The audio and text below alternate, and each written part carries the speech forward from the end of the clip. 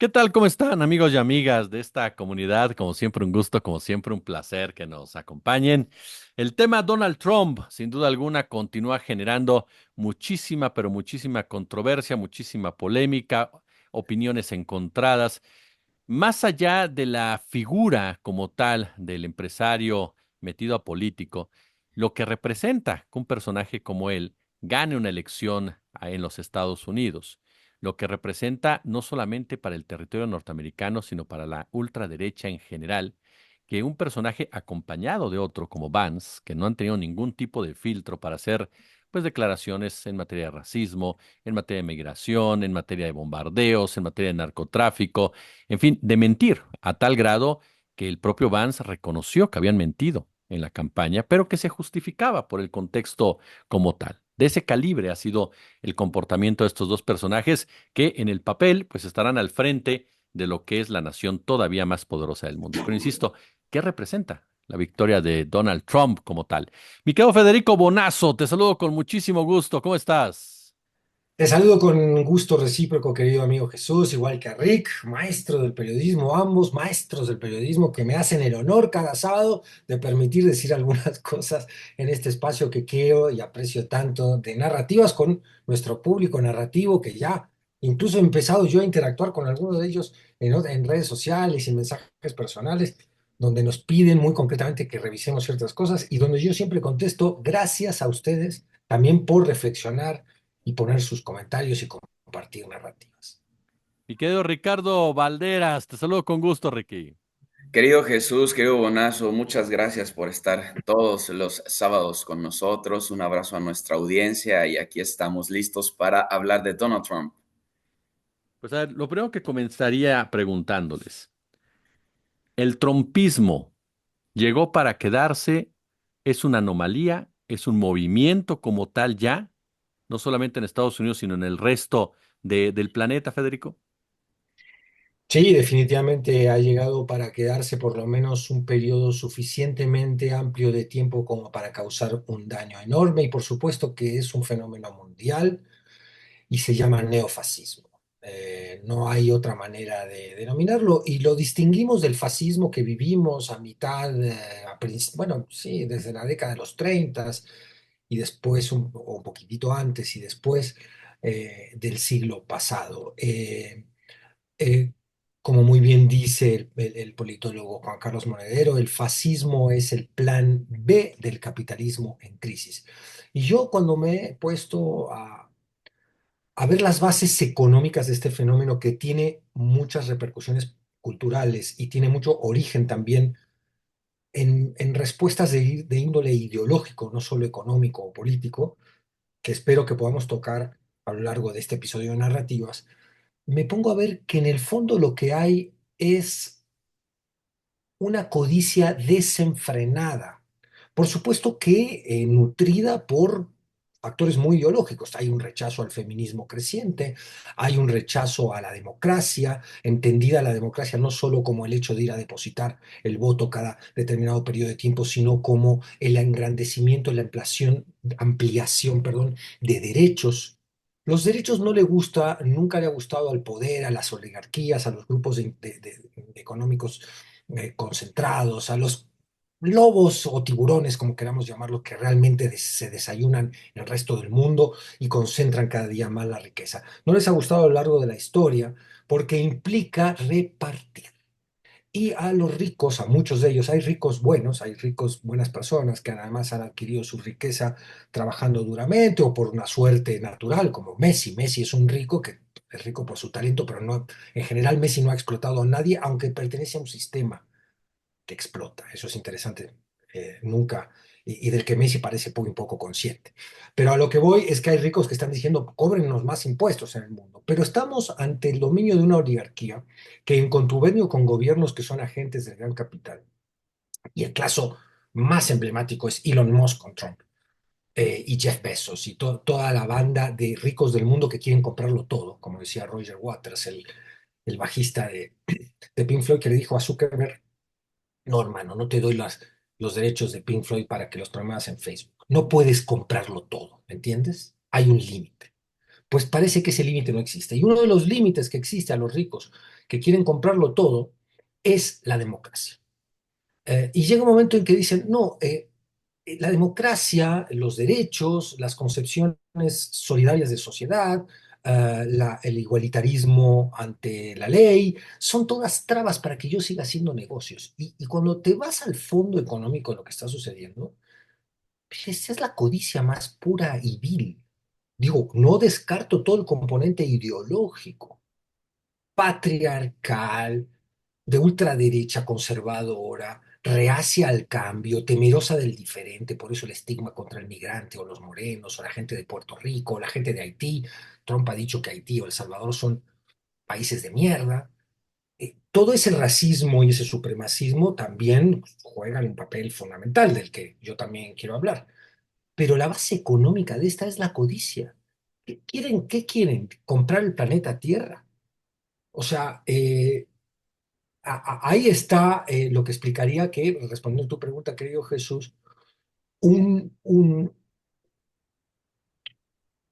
una impronta, sí, ideológico-política que se va a quedar durante un rato. Y no sabemos cuánto daño va a causar. Y yo me alegro que tú hayas mencionado a Vance en tu primera intervención, Jesús, porque el peligro casi que no es Trump, sino es los cuates que lo rodean, que son peores que él.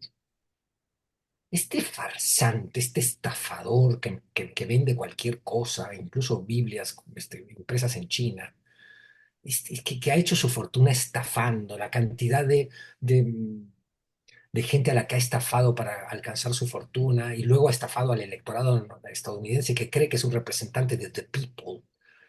Este delirante realmente es quizás el menos peligroso de todas las otras bestias que lo rodean, cuya concepción del mundo es finalmente cuál. Con esto acabo esta primera intervención y es la que denunciamos siempre aquí. Y por eso yo me considero una persona de izquierda y estoy siempre en contra de la propuesta final del egoísmo y del individualismo de la derecha, que es el darwinismo social, con perdón para Charles Darwin, cuyas ideas fueron tergiversadas primero por Herbert Spencer, un filósofo que quiso llevar la selección natural y la adaptación del más fuerte, tergiversando las ideas de Darwin al terreno social, y luego por la Escuela Económica de Viena, de la que es partidario Milley, ese secretario que Trump tiene en el sur del mundo, y esta concepción finalmente de que los que no puedan sobrevivir, que se mueran, compadre. Ah, pero son seres humanos, dirá alguien. Oye, pues una persona con hijos, con expectativas, con ganas de vivir esta oportunidad magnífica de la vida, igual que tú, sí, pero me vale. Si no tiene talento, como dice la Cayetana Álvarez, que van a sustituir el mérito por el talento, si nació con poco talento y con poco empuje personal, si es un huevón, como diría Xochitl, que se joda, que se muera, que viva en la marginación, queda desterrado de la sociedad. Esa es la propuesta de Trump, de Milley, de Bolsonaro, de Orbán y de todos estos totalitarismos o autoritarismos que están empezando a quedarse con pedazos gigantescos del mundo, de la economía mundial. Dicho esto, con cierto reduccionismo, porque por supuesto, todas los fenómenos políticos que vemos y sociales tienen cantidad de variables inmensas, ¿no? No son unidimensionales, no tienen una sola causa. Aquí lo dejo. En este punto, gracias, querido Federico. Este punto que menciona Fede Ricardo, hablar del trompismo como tal, efectivamente, hace 8 años, Vance era el más crítico de Donald Trump. Lo tachaba de la heroína del pueblo. Llegó a tachar como el opio de la democracia, Donald Trump. 8 años después, es su vicepresidente como tal. Y junto con él aparece otro personaje como Elon Musk, que constantemente ha dicho, pues yo estoy a favor de los golpes de Estado si con eso garantizamos el uso de los recursos públicos, de los recursos naturales. Es decir, es un hombre con un gran poder económico que está involucrado en la política y a favor del golpismo político. El trumpismo ya está más allá de Trump, que es un hombre de más de 70 años de edad, a final de cuentas, y que no quiero ser ave de mal agüero ni que se tome así, pero ya simplemente la vida como tal no nos da más de 10 años de Donald Trump como tal. Ya el trumpismo ya se quedó en un momento dado y ya lo ves en otro tipo de personajes, Verástegui, Milei, Katz y tantos otros en América Latina, como en Italia, por ejemplo, con Meloni y otros más. ¿Cómo lo ves tú? Considero que el trumpismo como tal, este movimiento de conservadurismo situado en el norte global, requiere de personajes que poco a poco se van renovando. Sin embargo, son proyectos que al mismo tiempo son productos. He estado revisando todos los procesos de industria cultural de Estados Unidos relacionados con Donald Trump y es un personaje al que no lo han metido hasta en la sopa. ¿No? Actor con sus apariciones en The Nanny, por ejemplo, esta serie tan famosa, con sus apariciones en comerciales, él promocionando, por ejemplo, la hamburguesa McDonald's. Entonces, Con Macaulay particularmente el fenómeno, Culkin. Macaulay Culkin, sí. Todas estas apariciones es la parte que refuerza la idea del norteamericano. Hay un programa, el Saturday Night, en donde le preguntan que, porque se supone que los rostean, ¿no? Hacen bromas. Y a Donald Trump le dicen, tienes un cabello horrible, parece un mapache mojado. Y cuando él toma el micrófono, le responde a la conductora, ¿sabes cuál es la diferencia entre un mapache mojado y Donald Trump? Y le dice, no. Él responde que yo tengo 9,000 millones de dólares en mi cuenta bancaria. Es decir, no importa absolutamente nada en la conducta regular del norteamericano promedio, siempre y cuando tengas dinero, siempre y cuando pertenezcas a esta cúpula. Y esta idea se ha ido reforzando, por ejemplo, en su aparición en The Nanny, es lo mismo, ¿no? Así la niñera hace este chiste de todos los millonarios se conocen, ¿no? Y se voltean a ver entre ellos y asisten con la cabeza, aunque no se conozcan, ¿no? En la narrativa de la historia. Es decir, es un proyecto que lleva muchos años impulsando una idea en donde existe una especie de supremacismo identitario a través de la acumulación ilegítima de recursos, porque todas estas, digamos, fortunas no podrían sostenerse, y es el mismo caso de Elon Musk, sin un protocolo de recaudación deficiente, ¿no? Lo que nos queda claro es que Estados Unidos tiene un reparto fiscal igual o peor que el mexicano, en donde son incapaces de grabar a sus 1,000 millonarios a pesar de que generen crisis en salud. En ese sentido, no importa quién ponga la cara, ahora es Donald Trump, mañana puede ser Elon Musk, pasado mañana puede ser Jeff Bezos. Eh, al siguiente sexenio puede ser incluso los hijos de Kapoor, ¿no? Que casi va a la cárcel por el fentanilo. Es decir, en Estados Unidos se promulga una idea en donde no importa tu actuar, porque incluso estuvo preso Donald Trump. No importa lo que hagas, no importa tu pasado, no importa cómo te comportes, siempre y cuando puedas acumular capital. Porque Estados Unidos es un país supremacista, es un país que está acostumbrado a medir sus estándares éticos con base en la capacidad de acumulación. Hay muy pocos frentes norteamericanos que hacen crítica respecto a cómo produce el capital Estados Unidos. No existen prácticamente críticas a la industria de las armas, a pesar de que seguramente hay quien reconoce que América Latina está infestado de armas de Estados Unidos, a pesar de que seguramente sabrán que hay rutas de fentanilo de Estados Unidos a Sudamérica, porque no es una cosa que se pueda producir acá, y sin embargo se consume y tiene diferentes rutas. Es decir, al norteamericano promedio lo sometieron durante casi 70 años a un mecanismo de propaganda en donde simplemente se dedicaban a recibir información respecto a la capacidad de cómo se acumula el capital. A partir de eso, nada más importa. Es por eso que no importa quién esté al frente, son únicamente títeres de esta idea de hiperacumulación.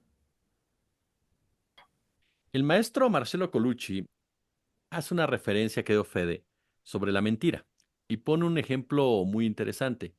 En la comunicación, por supuesto, hay distintas expresiones por distintas razones, pero el único ser que miente en su comunicación es el hombre.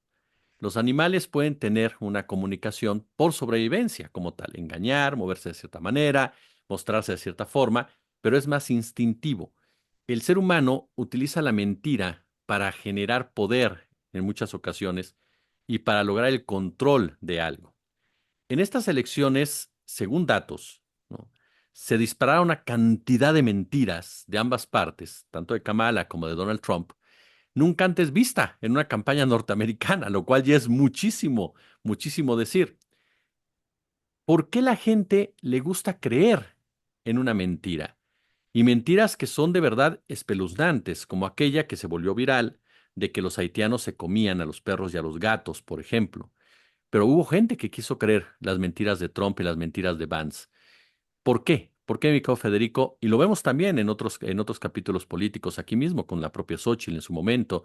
El mismo caso, por ejemplo, y eso me llama mucho la atención, el caso de Milei, el mismo caso de Bolsonaro en su contienda, incluso lo que denunció el propio Gustavo Petro por parte de la clase política colombiana, que gusta de mentir constantemente, pero del otro lado hay una sociedad que acepta, creo, Fede, y vota a favor de esa mentira. ¿Por qué? Bueno, pregunta, esta debe ser la pregunta más interesante que me has hecho en narrativas. En todo, ¿cuánto llevamos en narrativas ya? Hemos Ya, llegado al año. ya vamos a cumplir un año. ¿Y qué vamos a hacer cuando cumplamos un año? Algo tenemos que hacer. Yo creo que hay que irnos de borrachos. A favor. Para olvidar, para olvidar. A ver, para recordar y olvidar. A ver, es una pregunta que da para tres programas. Yo voy a intentar, me tienta a hablar de muchas cosas que me interesan mucho a mí. Eh, una es cómo aterrizamos el uso de la mentira a la realidad política actual en México y en el mundo. Y otra es por qué nos gusta la mentira. Al respecto de por qué nos gusta la mentira, yo le recomiendo mucho a la audiencia que lea este libro. El mundo y sus demonios de ese astrónomo norteamericano que se llama Carl Sagan, que hizo la serie Cosmos, que era mucho más que un astrónomo. Era un poeta y era un pensador tremendo, era un filósofo. Él se anticipó a Trump en este libro, sin ponerle el nombre de Trump, porque entendía muy bien los caminos de la mentira y los caminos que muchas veces seducen a grandes colectivos humanos a estar cohesionados, a estar agrupados bajo una identidad. Esa identidad siempre, a lo largo de la historia, y esto lo explica muy bien otro genio, el Carl Sagan actual, que es Yuval Noah Harari, este historiador que ha escrito Sapiens, Homo Deus y ahora Nexus, que son tres libros fascinantes que les recomiendo a la audiencia que los lea, donde, como hablamos en algunos de los primeros episodios de narrativas, Harari nos explicaba muy bien cómo es que los mitos permiten la cooperación de grandes números de personas. Los mitos casi en su mayoría están compuestos, si no por mentiras, por tergiversaciones y muchas veces por mentiras abiertas y francas que la gente se cree. ¿Por qué se la cree? Porque ese mito genera una identidad y sobre esa identidad se trabaja colectivamente y se logran muchas cosas. Esa necesidad identitaria del ellos contra nosotros los buenos, ellos los malos, nosotros los mejores, el pueblo escogido y ellos los casi animales a los que podemos colonizar, robarles sus riquezas o matarlos sin problema, cosa que parecía ya desterrada de la humanidad, pero ha vuelto y lo estamos viendo en diferentes regiones del mundo, Medio Oriente la más notable y más sangrienta en este momento. Pero la mentira cohesiona a los grupos y por tanto genera identidad. Y cuando tú te metes con la identidad de una persona, es como por eso hay temas prohibidos, el religioso es un tema prohibido y cuando se convierte la política en un asunto identitario, pues hay familias que se separan, que truenan, parejas que truenan, amigos que se pierden. No estoy hipotetizando, a mí me ha pasado. Yo he perdido amigos en el sexenio pasado y lo que llevamos de por ser yo crítico del PAN, de la derecha y de sus. Y ahora resulta que estoy empezando a perder amigos porque he esbozado alguna crítica a la 4T, como si la 4T fuera una iglesia perfecta hecha por ángeles, como Monreal. Perdón que siempre lo uso de ejemplo. O sea, Ya suéltalo. exacto, es que me sirve mucho porque, perdón, le pido una perdón a la audiencia. No es algo personal con él, es un magnífico ejemplo de que la 4T no está hecha por ángeles. Y sin embargo, esbozar hoy en día una crítica a la reforma al Poder Judicial te convierte en Denise Dresser en automático. Es más, convierte a Denise Dresser en lo mismo que Loret, y para mí no lo son. Hay matices. Loret es un propagandista total. Denise Dresser es una persona que tiene una convicción liberal, conservadora, pero que argumenta. Loret no argumenta. Entonces, fíjense lo que está pasando. Este es el fenómeno de la polarización, donde ya no importa la verdad. Lo dijo Fox. Lo señala siempre esto muy bien Pablo Iglesias y el mismo Monedero cuando hablan de que Fox abrió la época de Fox News, Estados Unidos, la época de, no, no Vicente Fox, que también es un connotado mentiroso, ¿no? Me refiero a que abrieron la época en la cual, si un medio periodístico confiesa que la verdad no importa, ¿en qué situación estamos? Porque, entre otras cosas, la democracia misma depende del respeto a la verdad y al diálogo. Si tú vas a sustituir el diálogo por el odio, si vas a sustituir la conversación, incluso la discusión, por el estigma, no, con este ya no discuto porque es un tal, es un migrante violador, o es un chino comunista, o eso, y así vas poniendo estigmas y se rompe el diálogo, y lo que queda es el odio. Y es lo que está pasando en todo el mundo. Y en México también está pasando. Y tenemos que tener el valor de entender que la polarización es profundamente antidemocrática. No hablo con polarización de la vieja simetría social en el ingreso, de que hay gente muy rica, muy poca gente muy rica y muchísima gente muy pobre, y que esa es una polarización social que ha existido en México, por supuesto. Y esa hay que denunciarla, hay que criticarla y está originada en la codicia de las clases dominantes de este país. Pero la polarización política e ideológica, lo hemos visto ahora con el episodio islamofóbico que hubo con los partidarios de este equipo de fútbol, que empezaron con sus ataques islamofóbicos y contra, y contra los árabes. El mundo está dividido entre los que están con los árabes y los que están con los judíos, y eso es absurdo, absurdo, estúpido y criminal, y produce que se nos nuble la razón, producto de las pulsiones emocionales de la identidad, y ya no razonemos. No importa si esos niñitos son judíos, son árabes, son mexicanos, son de cualquier otro, africanos. No se puede matar niños que no se pueden defender, no se puede, ¿no? Y no, como humanidad no podemos ni tolerarlo, ni permitirlo, ni olvidarlo, ni sacarlo y ni barrerlo debajo de la alfombra, porque como son árabes importa menos. Pues no, o como son judíos importa menos. Por eso yo estoy en contra del terrorismo de Hamas, pero, pero no podemos en la polarización perder nuestra brújula moral. Y eso es lo que significa Trump. Entonces, acá hay un episodio, con esto concluyo esta intervención, en este libro hay un episodio magnífico, donde Carl Sagan cuenta cómo empezaron a aparecer estos círculos y signos impresionantes en los grandes sembradíos de trigo en Escocia. Y se generó una religión alrededor de eso. Y 2 años después salieron unos cuates que tenían unas parcelas de sembradíos y dijeron que habían sido ellos, a la noche salieron y los hicieron, y no solo, sino que mostraron cómo los habían hecho, con cuerdas y arados, y entonces se generan figuras geométricas. Aunque ellos mismos contaron que esto era toda una mentira, los que ya habían fundado la religión negaron la propia confesión de parte de los que habían generado este chiste, porque vamos a defender la mentira siempre que la mentira haya construido nuestra identidad antes de ver la verdad. Y el pensamiento escéptico, científico, crítico, es mucho más difícil de llevar a cabo. El pensamiento religioso, de seguir las mentiras que nos dan identidad y el calorcito que nos da el refugio de sentir que muchos sentimos lo mismo, es a veces muchísimo más importante. Y como no desarrollemos el pensamiento crítico y escéptico, que es lo que este libro propone, vamos a caer siempre en los discursos de los embaucadores, de los estafadores, de los farsantes y de los fascistas. Muchas gracias, Fede. Rick, amén de que quieras comentar algo con de lo que señala Fede. Algo que llamó mucho la atención en el caso concreto también del fenómeno Trump como tal, tiene que ver con la economía, ¿no? El estadounidense votó mucho y lo han denunciado muchos ciudadanos estadounidenses porque para ellos la economía va mal, o sea, y responsabilizan directamente a Biden de esa situación, pero no responsabilizan a Trump, aun y cuando Trump estuvo un periodo antes, y el mismo Barack Obama estuvo antes, y la crisis económica de Estados Unidos se viene profundizando desde Barack Obama hasta nuestros días.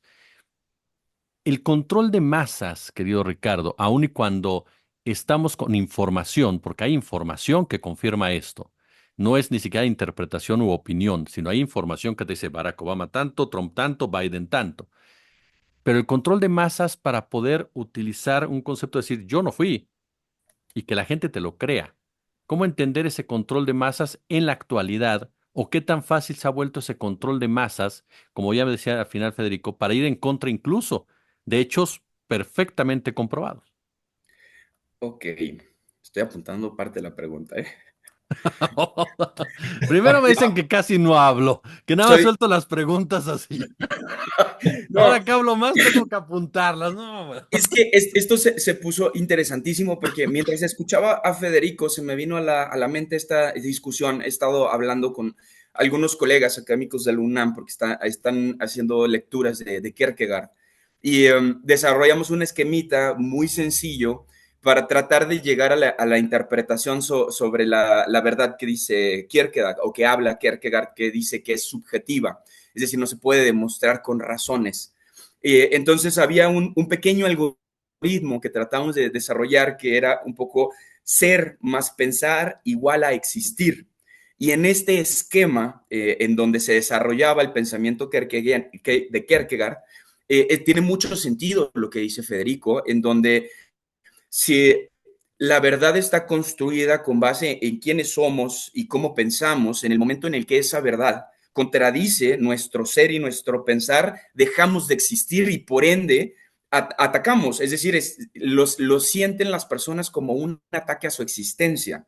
Decir que alguien está equivocado en su esquema de pensamiento, por ejemplo, este maravilloso ejemplo que usa Federico, en donde la gente habla sobre cómo se generan estos círculos y que a posteriori la religión lo niega a pesar de los hechos irrefutables, porque incluso hay metodología ahí narrada por Carl Sagan en este capítulo, que es muy divertido, está atentando contra su sistema de creencias y entonces es en donde se cruza el conocimiento con la creencia y la gente lo asume como un ataque a su existencia. Y es bellísimo lo que está diciendo Federico porque nos ayuda a tratar de explicar a las personas en general, no particularmente a la gente que milita en Morena, que se construyó a través de esta identidad y que les da existencia.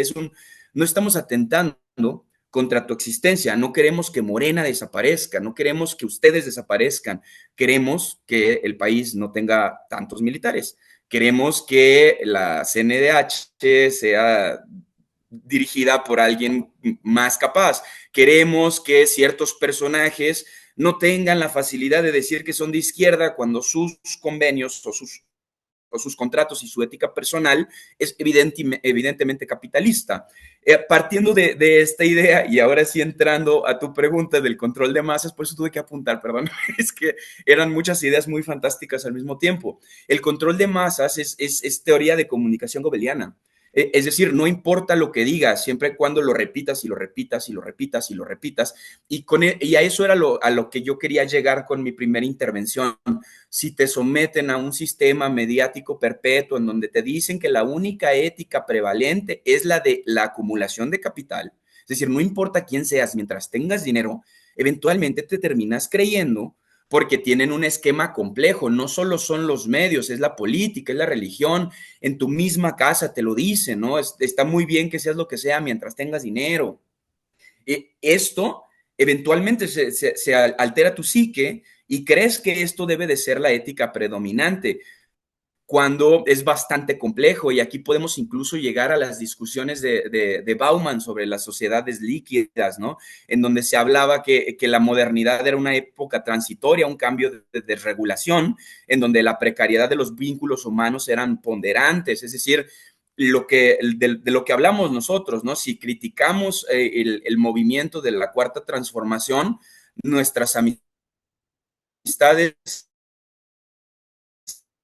nos dejan de hablar y esto es precálculos humanos, porque pesa más la militancia, la idea de una militancia perfecta en donde pues además no se puede sostener con metodologías replicables, pesa más que los vínculos que hemos formado con estas personas que nos dejan de hablar, o los vínculos con estas audiencias que tienen muchos años viéndonos, escuchándonos, y que de pronto decimos algo fuera de la norma y se rompe todo su sistema de creencias y lo asumen como un ataque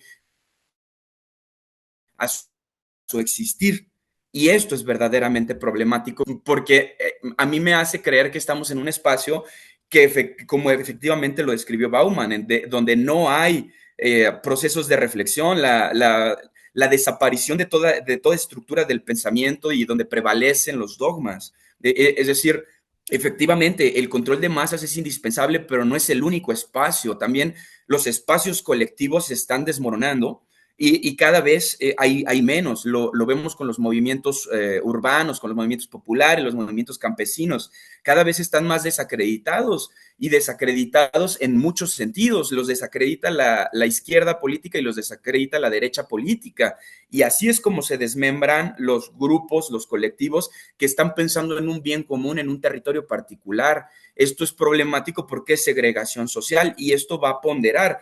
Otro ejemplo muy particular y muy tangible de esto, John Kapoor, el dueño de la farmacéutica que entra a los 1.000 millonarios en la lista de los hombres más ricos del mundo, es imputado por la creación y proliferación de fentanilo en Estados Unidos, cuando por fin tiene sentencia, después demanda a Estados Unidos para que ya no se pueda usar su nombre para hablar del fentanilo. Este proceso le tocó el proceso de imputación al Poder Judicial de Donald Trump, encabezado por Donald Trump.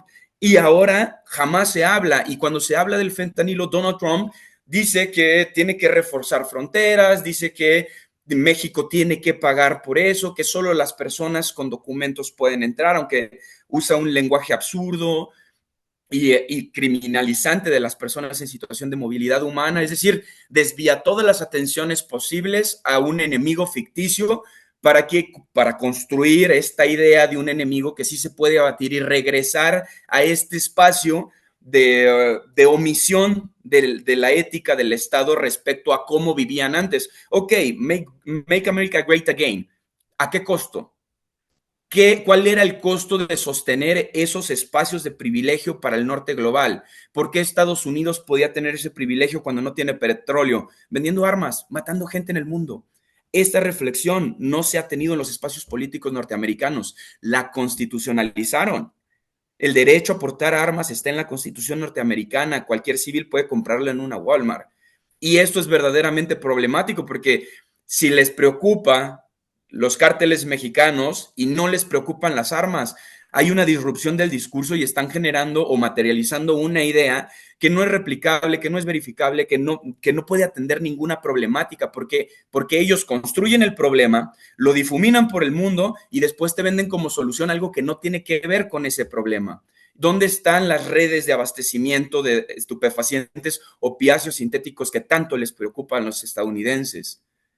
No están en las cárceles norteamericanas, no están detenidos, no están siendo procesados. En cambio, sí tenemos amenazas de invasión a otros países. A mí se me hace que el problema que quieren solucionar es la falta de recursos, no las muertes. Y yo pronostico una inflación en el consumo de opiáceos sintéticos durante el periodo de Donald Trump. Gracias, mi querido Rick. Déjame ir al tema geopolítico un poco, más, digámoslo así, estructural, querido Fede. El macho alfa, lo voy a ejemplificar con el macho alfa. El macho alfa de Occidente, en pocas palabras. Ese macho alfa que se construyó hace ya muchísimos años, destronando a quien era el macho alfa de esa época, China, Bangladesh, India, con el pretexto de las guerras de opio, por ejemplo, y que tomaron el control del aspecto comercial. Occidente que no se construyó con base al mérito, no se construyó con base a la estrategia, sino al despojo en muchos sentidos, y a punta de cañonazos, si no los podías convencer con una cuestión ideológica.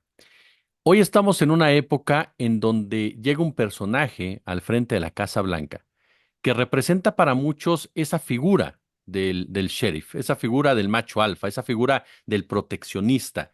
Mucha gente de los que votó dicen, Trump va a garantizar que la economía local funcione más allá de los tratados de libre comercio, va a cuidar de nosotros en un escenario en el cual cada día se ve más complicado mantener estas mismas recetas que ellos promovieron, ¿no? Del libre comercio y demás, la globalización como tal. Y se da este fenómeno de la globalización selectiva en Alemania, en Francia, en Italia, en Inglaterra y en los propios Estados Unidos.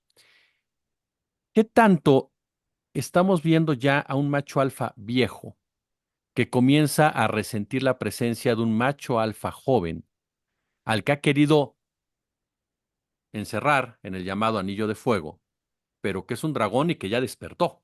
Entonces, ¿qué tanto la figura de Trump viene a exacerbar esa situación y va de la mano con ese conservadurismo que empieza a tomar el poder ya en las mismas potencias, incluyendo a Rusia, por supuesto, incluyendo a la propia China? ¿Y qué tanto nos puede llevar a una época mucho más complicada geopolíticamente hablando, cuando se empiezan a turnar nacionalistas en cada uno de estos países? Con el otro macho alfa te refieres a China, ¿no? Efectivamente. Mm, de acuerdo, Pues a mi sí. rollo todo bonito ya. Te tumbé la metáfora con... El No, dragón es el macho. A no, ver, vamos a empezar otra vez. no, era para no regarla en la interpretación de la pregunta. A ver, hay tres aspectos de tu pregunta que me interesan. Una, los machos alfa en sí. El auditorio de narrativas, la mayoría creo que ya sabe que yo estudié biología y el tema de los machos alfa lo tengo muy estudiado. Estamos condicionados por nuestra propia biología, por nuestro propio DNA a seguir a los machos alfa. Otra cosa que dice este libro de Carl Sagan que es, a lo largo de la historia hemos visto una y otra vez cómo un líder y su impronta personal, personalísima, su voluntarismo, puede conducir sociedades enteras, o sea, puede convencer a millones de personas, una sola persona convencer a millones. Y eso suele ser problemático, por decirlo de alguna manera. Siempre hay, por más que algún líder nos caiga mejor que otro, siempre hay que desafiar este tipo de liderazgos de machos alfa. Además, el feminismo ha desafiado la misma idea del macho alfa. Ahora, yendo al aspecto económico y geopolítico de la globalización, eh, Trump sin duda representa un paso atrás de esa globalización económica que habíamos visto y contra la cual el zapatismo fue una de las banderas ideológicas más que mayor impacto tuvieron en el mundo cuando se revela justo en el momento en que el Tratado de Libre Comercio con los Estados Unidos se estaba inaugurando y da origen e impulsa e inspira a tantos otros movimientos de lo que se llamamos los globalifóbicos, los que estaban en contra de la globalización, que en realidad era no se globaliza el capital, lo que se globalizan son los recursos. El capital sigue concentrado. Entonces, ¿qué ocurre? Que ahora este tipo de reacciones proteccionistas de gobiernos que recuperan el discurso nacionalista también para que influya sobre la economía, es decir, que empiezan a poner aranceles, cortan el comercio, o sea, significan un retroceso con respecto a la idea del mercado global y del mercado liberalizado global. Es interesante. Pero hay una pequeña trampa ahí, que ellos quieren proteger las economías y las industrias particulares de sus países, algunas industrias, pero sí quieren seguir en el proceso de globalización que tenía que ver con el extractivismo y el incautar los recursos naturales y de otro tipo que puede haber en lo que se llama el sur global o tantísimos otros países que siguen teniendo una dependencia casi de colonia con los imperios y con, sobre todo con esta estructura de dominación de los Estados Unidos y sus aliados, cuya mano militar, cuyo brazo militar es la OTAN. Entonces, claro, Trump, que es un agente de Elon Musk, lo que hacen es, no, globalicemos la economía, desregularicemos la economía de los países. No quiero que Argentina me ponga aranceles. Yo voy por las empresas argentinas, yo, digamos, la alianza Trump-Musk, nosotros vamos a meter Starlink ahí. Y tenemos un gran gerente de Starlink, el CEO de Starlink en Argentina, da la casualidad que hoy es el presidente de ese país. Porque mucho antes de ser presidente de la Argentina, Javier Milei es el CEO de Starlink en Argentina, es decir, de la empresa de comunicaciones de Elon Musk. Entonces, ellos quieren desregularizar toda la economía, en eso son ultra neoliberales, es decir, viene un neoliberalismo turbo,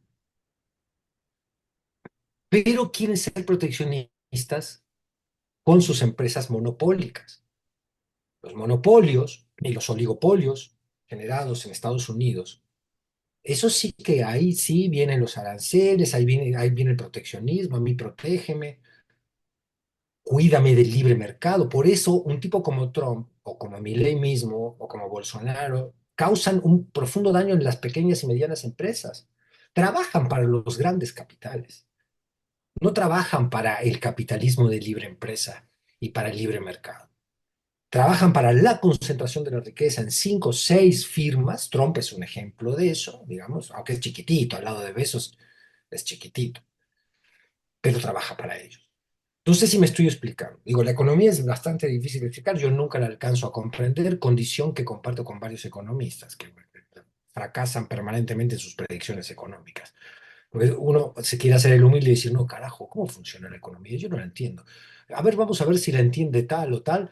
Y fracasan una y otra vez los economistas porque hay un factor psicológico que influye sobre la economía. ¿Cómo se mueve la psicología del tipo que dice retiro los fondos, los pongo?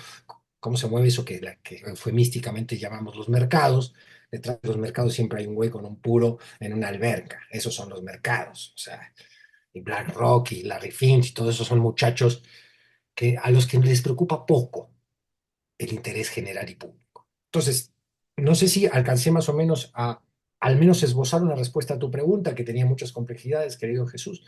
Lo dejo acá. Es decir, hay varios, y también está la vieja pulsión humana de seguir un patriarca que nos evita a los que lo seguimos el pensar sobre la realidad, el actuar como ciudadanos cívicamente en defensa de nuestros derechos e intereses.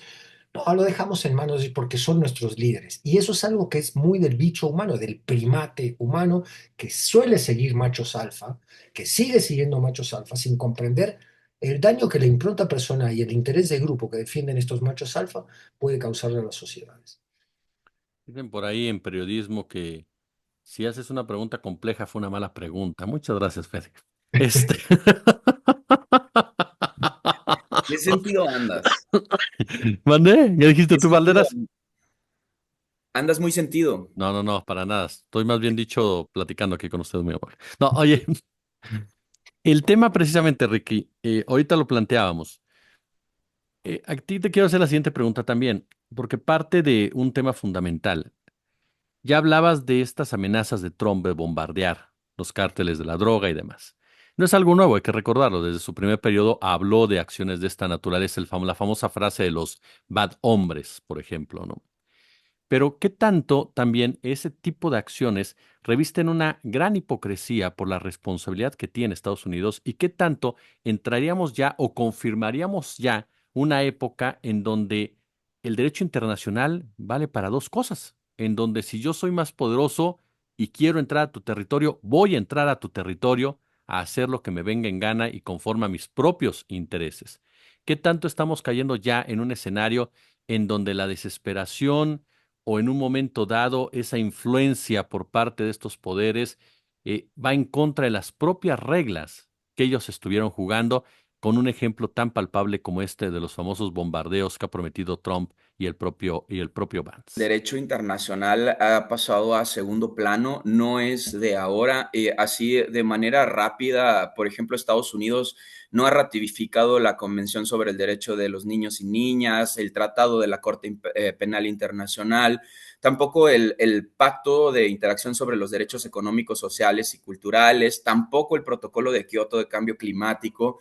A pesar de que en algún momento fueron firmantes, estuvieron en total desacato y aunque no tiene implicaciones, digamos, directas respecto a sus procesos económicos para ellos, yo interpreto, porque es una cosa verdaderamente compleja, como lo dijo bien Federico, que responde a que todos estos mecanismos de regulación internacional requieren de fondos para subsistir y los principales aportadores son el norte global. Entonces, en el momento en el que el norte global no cumple con la jurisprudencia internacional, se ven acotados. Un ejemplo perfecto son los criterios de la Corte Interamericana de Derechos Humanos respecto a los procesos penales. Por ejemplo, hubo un momento en el que México estaba muy señalado en estos espacios por la violación al supuesto debido proceso al hacer uso de la prisión preventiva oficiosa. Si bien sabemos que esto efectivamente viola los derechos humanos, al respecto de la pena de muerte en Estados Unidos, tenían escaso un pronunciamiento, y este pronunciamiento fue revirado por el gobernador de Texas porque era particularmente un criterio en contra de un caso en Texas. Dijo que eran autónomos y podían hacer lo que quisieran. No tuvo ninguna repercusión, y esto ha ido ocurriendo no desde el trumpismo, porque, insisto, este es un plan global. El plan global de sostener que toda ética es irrelevante siempre y cuando se trate de personas que acumulan capital, independientemente de cómo se acumule. No se habla de la invasión itala del bosque de la Amazonía, no se habla de los diamantes de sangre en África, no se habla de la excavación irregular para hidrocarburos en el Asia Menor.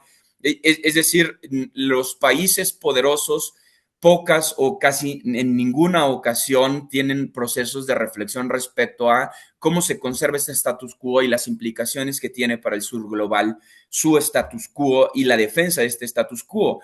Y el ciudadano y ciudadana promedio de estos países muchas veces carecen de espacios de reflexión del costo que tiene para el resto del mundo su nivel de vida. Por ejemplo, ahora estamos hablando respecto a los protocolos de Kioto para el cambio climático, el, el uso del CO2, de la emisión de CO2 como escala de regulación global para el calentamiento global, y esto evidentemente fracasó. No solo no llegamos a disminuir el calentamiento global a los márgenes deseados, sino que empeoró. Y esto debido a que Estados Unidos, siendo uno de los principales emisores de CO2 del mundo, compraba bonos de CO2 al sur global para ellos seguir contaminando. Es decir, las reglas del juego que ellos implementaron, que además son reglas del juego que se implementan luego de la Segunda Guerra Mundial y sin contemplar a los países invadidos y destruidos durante este proceso,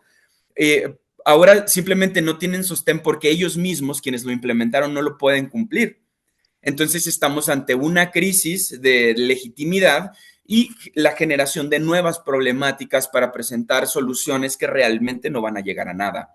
Esto es problemático en la medida en la que el globo entero está sumergido en estas reglas, y mientras a otros países se les obliga y se les señala en cumplir estas delimitancias, tanto ideológicas como jurídicas, el norte global siempre encontrará la manera de salirse. Ahora mismo ya hay tanta crítica, ya hay tanto cuestionamiento a estas estructuras, que estamos en procesos en donde evidentemente se van a volver más extremas las posturas, porque están atentando contra su modo de pensar y por ende, como dice Kierkegaard, en su concepto de existir.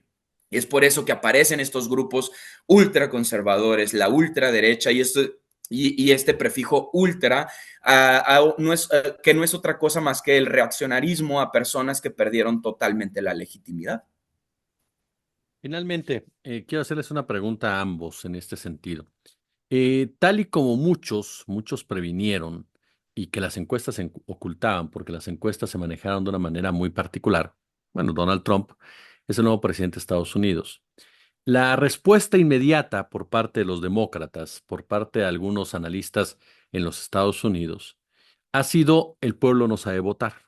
¿Por qué? Porque Trump efectivamente es lo que es, pero ¿por qué el Partido Demócrata falló? Nosotros no fallamos, dicen los demócratas. Kamala era una buena candidata, cuando en realidad Kamala durante todo el proceso lo único que ofrecía es que no era Donald Trump. Para algunos algo trascendental, para otros insuficiente.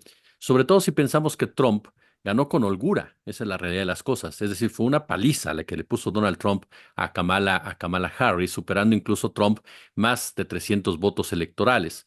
Y arrasó en zonas rurales, por ejemplo, y arrasó también entre votos blancos, como se esperaba, sí, pero en el voto hispano también. ¿Qué tanto, querido Federico, querido Ricardo, y voy a comenzar contigo, Fede? Algunos la llaman así, y ahorita que estamos mencionándolo, es un fracaso también de la llamada religión progresista. ¿Qué tanto el progresismo, como se fue vendiendo a través de todos estos años, dejó de ser suficiente para un elector promedio, para un ciudadano promedio el cual considera, pues sí, está muy bien el progresismo, pero no me está alcanzando a mí para mejorar mi calidad de vida y eso abre la puerta a que veamos este tipo de situaciones. Qué buena pregunta de nuevo. Tiene dos dimensiones, una narrativa y una material económica. La narrativa es que estos grupos de poder ideológico económico, estos ricos con agenda ideológica,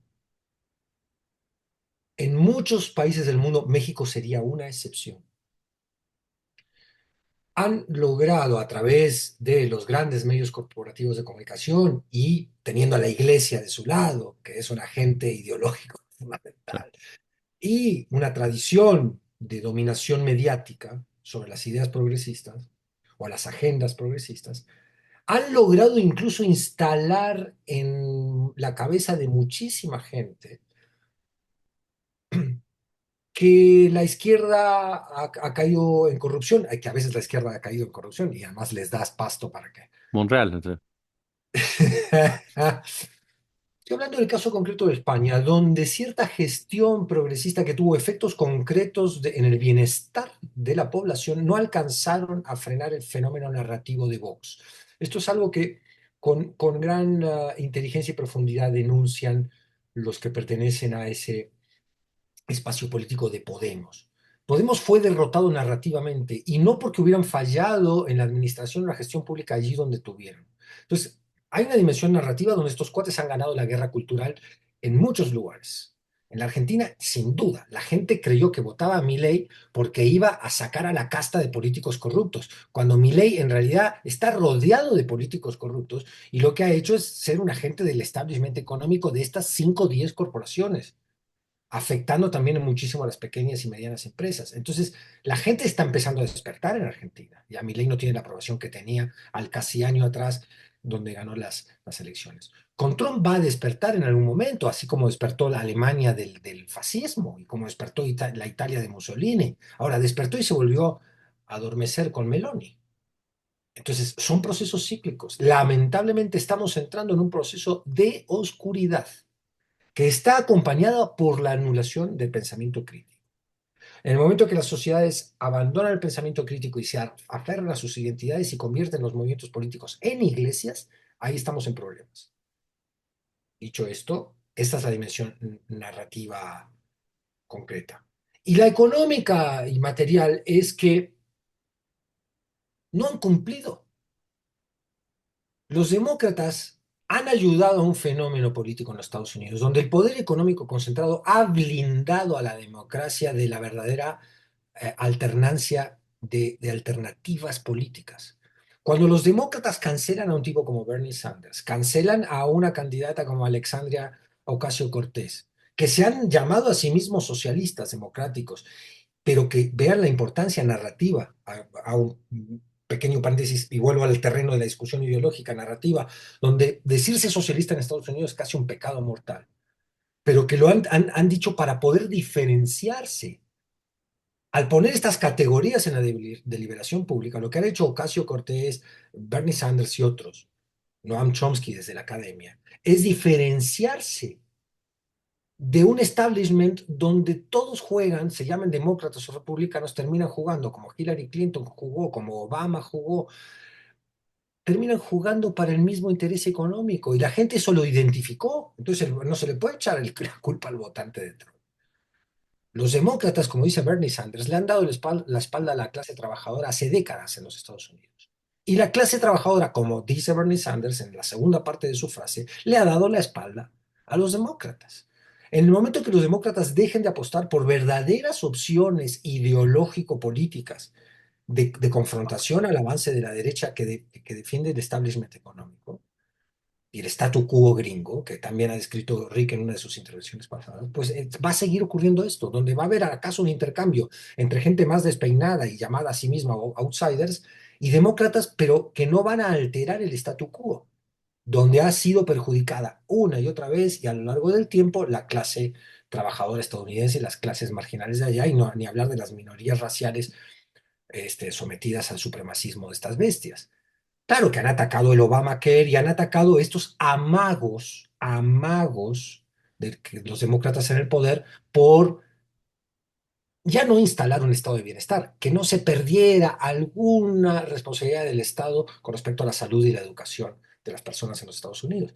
Esa es la culpa bestial. Nuestros gobiernos de izquierda que acaban con más pobres que con los que entraron, el caso de Alberto Fernández en Argentina, tú no puedes decir que eres un gobierno de izquierda y acabar con más pobres de los que entraste. Esa es la gran victoria del obradorismo, de la 4T. Han salido aquí de 5 a 9 millones de personas de la pobreza. Eso es lo que lo define como gobierno de izquierda y por eso uno lo apoya tanto. Pero las izquierdas nuestras que claudican y terminan eh, trabajando para el interés económico de las grandes corporaciones, que, ojo, es muy difícil no hacerlo porque tienen herramientas de presión brutales. Esas son las que dan pie a este tipo de fenómenos. Ese descontento social es capitalizado por un loco despeinado que dice que es outsider, que va a poner a la casta en prisión cuando viene a trabajar para la casta. Entonces, ¿cómo le explicas a la gente ese fenómeno? Pues no hay mucha manera de explicárselos defendiendo al Partido Demócrata o defendiendo el kirchnerismo, al último kirchnerismo en Argentina, o defendiendo a nuestras izquierdas o casos peores, que no quiero mencionar porque eso entraríamos en caminos que ya el programa está acabando y yo no soy quien para seguir todo el sábado hablando. Pero ojo, ¿no? O sea, hay que hacerse cargo. Obama miraba ya la primera vez cuando Trump llega a la presidencia, Obama mandó, me acuerdo, un mensajito en video diciendo, ¿cómo podemos explicarnos esto? Como si él no fuera parte del problema. Obama es muy culpable de Trump. Hillary Clinton es muy culpable de Trump y Kamala Harris es muy culpable de Trump. Muy culpables y se tienen que hacer cargo históricamente de su culpa. Quiero contigo, quiero Ricardo. Hay un estudio de la Universidad de Quinnipiac, al norte de Nueva York, por New Haven, que me encantó porque luego de que gana Donald Trump empiezan a preguntar a militantes del Partido Demócrata si el partido se había movido demasiado hacia la izquierda, demasiado hacia la derecha o no había tenido movilidad. El 47% de los militantes entrevistados respondió, el 47%, es decir, la mitad del objeto de estudio respondió que se habían movido demasiado hacia la izquierda. Y entonces haces un análisis de los discursos de Kamala Harris, por ejemplo, en donde dice que está en contra del desarme de Israel, no tiene un plan de fiscalización a los grandes contribuyentes, en donde la base trabajadora prácticamente no existe, punitivista, antimigratoria. A mí lo que no me queda claro es el concepto de izquierda que tiene Estados Unidos. Y si, por ejemplo, tienes dos objetos que significan básicamente lo mismo, es decir, ambos pretenden estar cercanos a la ultraderecha y uno representa el poder capital, es un mega magnate que es brutalmente honesto con su esquema de pensamiento antiderechos y hipercapitalista, y tienes a un personaje indefinido pero que aspira a esto. ¿Quién es la mejor opción?